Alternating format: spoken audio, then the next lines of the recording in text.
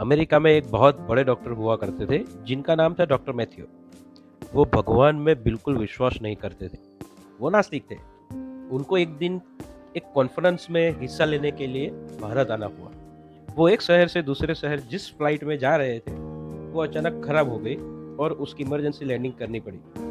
उन्होंने एयरपोर्ट में इंक्वायरी की तो पता चला कि दूसरी फ्लाइट तो अब दूसरे दिन है और उनको कॉन्फ्रेंस में पहुंचना ही था।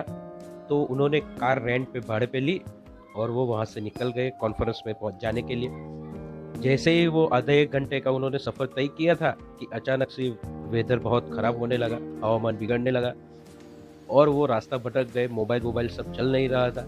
लेकिन फिर भी वो चलते रहे और जैसे ही उन्होंने देखा कि थोड़ा आसमान अभी साफ़ होने लगा है, तो उन्होंने साइड पे अपनी कार खड़ी रखी और देखा कि एक दूर एक झोपड़ी नज़र आ रही है, आस-पास और कुछ दिखाई नहीं दे रहा है। तो उन्होंने वहाँ जाने का फ़ैसला किया क्योंकि अभी उनको बहुत भूख लग रही थी और खाने की सख्त ज़रूरत थी। उन्होंने झोपड़ी में पहुँच के झोपड़ी के मालिक से कहा कि मुझे भूख लगी है, थोड़ा खाना दो। वो झोपड़े वाला इंसान था तो गरीब लेकिन दिल से बहुत अमीर था। उन्होंने डॉक्टर को बैठने के लिए बोला और खुद खाना लेने चला गया। थोड़ी ही देर में वो गरमा-गरम खाना बना के लेके आ गया और खुद भी डॉक्टर के साथ बैठ के खाना खाने लगा। लेकिन डॉक्टर ने देखा कि वो गरीब झोपड़ी वाला इंसान खाना खाने से पहले कुछ प्रार्थना कर रहा है।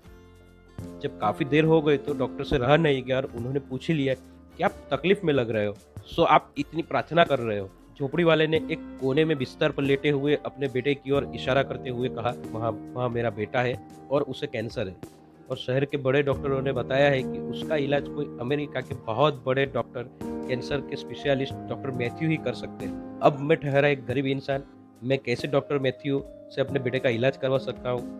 इसलिए हमेशा मैं ईश्वर से प्रार्थना करता हूँ कि कैसे भी करके मेरे बेटे का इलाज करवाए। अब डॉक्टर मैथ्यू की आंखों में आंसू थे और वो झुपड़े के कोने में एक रखे हुए मंदिर की ओर देख रहे थे और वहाँ ईश्वर की छवि को निहार रहे थे और वो समझने की कोशिश कर रहे थे कि सुबह से उनके साथ ये सब क्यों हो रहा है। क्यों उनकी फ्लाइट का इमरजेंसी लैंडिंग होना, उनका खुद का रास्ता भटक जाना और कैसे भी करके यहाँ पे पहुँचना। अब उनको सब समझ में आ रहा था। अब उन्होंने कैसे भी करके वो वहाँ से उसके बेटे का इलाज करवाया और उसको ठीक किया। रुके, रुके, रुके, अभी वीडियो खत्म नहीं हुआ है।